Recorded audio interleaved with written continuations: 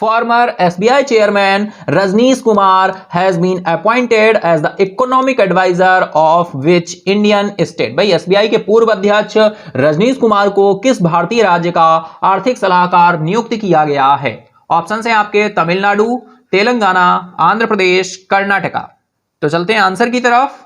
तो आपका आंसर हो रहा है यहां पर आंध्र प्रदेश। बिल्कुल ऑप्शन सी आपका राइट हो जाएगा, Andhra Pradesh.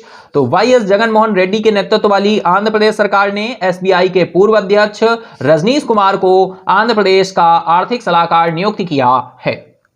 Next, what is the rank of India at the 2020 summer Paralympics in Tokyo? Tokyo में 2020 ग्रीष्मकालीन पैरालंपिक में भारत का रैंक क्या है? ऑप्शन है आपके 24, 45 या फिर 56 या फिर 17। तो चलते हैं आंसर की तरफ। तो यहां पर आंसर हो रहा है आपका ऑप्शन ए 24। भाई 24 भारत 2020 ग्रीष्मकालीन पैरालंपिक में कुल 162 देशों में से कुल पदक तालिका में 24वें स्थान पर रहा है। 24th प्लेस पर इंडिया रहा है। चलिए नेक्स्ट एमसीक्यू आ रहा है, which Indian spacecraft has completed 9000 orbits around the moon? किस भारतीय अंतरिक्ष यान ने चंद्रमा के चारों ओर 9000 परिक्रमाएं पूरी की हैं? ऑप्शन हैं आपके चंद्रयान फर्स्ट, चंद्रयान 2, मंगलयान या फिर नन ऑफ द एबव। चलते हैं आंसर की तरफ, देखते हैं राइट आंसर क्या होने वाला है। तो ऑप्शन बी आपका राइट है, Chandrayaan 2। The Indian Space Research Organization ISRO informed that the Chandrayaan 2 spacecraft has completed 9000 orbits around the moon. भारतीय अंतरिक्ष अनुसंधान संगठन ने जानकारी दी कि चंद्रयान 2 अंतरिक्ष यान ने चंद्रमा के चारों ओर 9000 परिक्रमाएं पूरी कर ली हैं। Next, which state UT launched the tourist village network to promote tourism and create employment? किस राज्य केंद्रशासित प्रदेश ने पर्यटन को बढ़ावा देने और रोजगार पैदा करने के लिए पर्यटक ग्राम नेटवर्क शुरू किया है?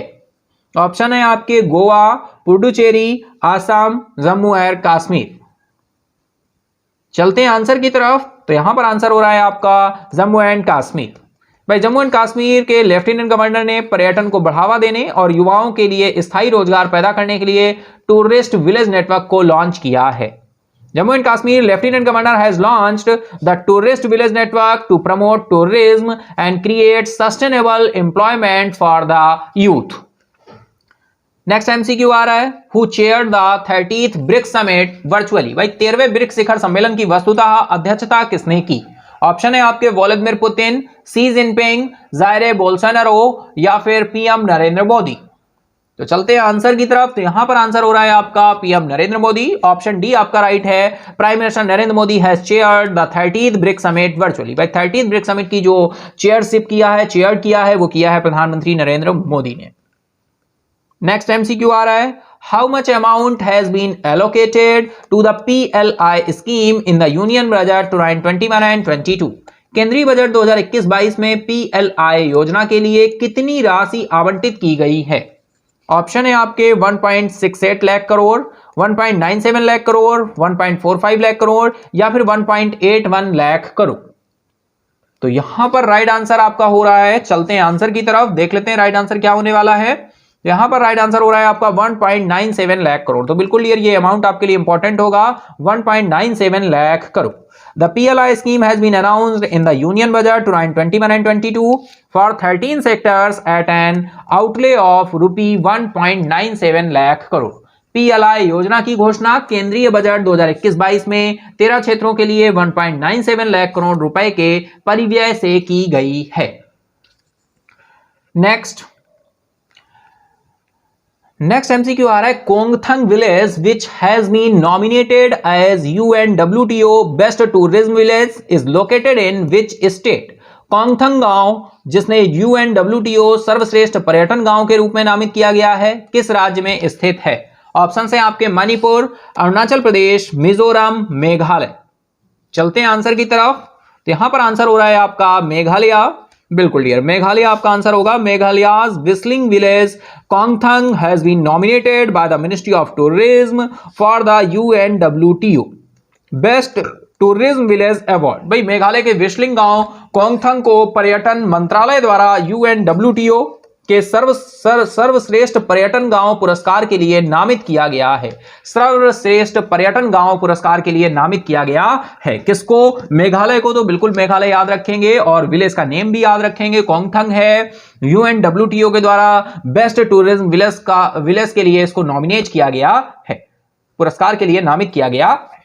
चलिए चलते हैं नेक्स्ट एमसीक्यू आ रहा है, what is the projected GDP growth rate of India in financial year 22 as per the Standard and Poor's rating. Standard and Poor's global rating के अनुसार फाइनेंशियल ईयर 22 में भारत की अनुमानित जीडीपी विकास दर क्या है? ऑप्शन है आपके 9.5%, 10.5%, 7.5% या फिर 8.5%। चलिए देखते हैं यहां पर आंसर क्या होने वाला है। तो आंसर है आपका 9.5%।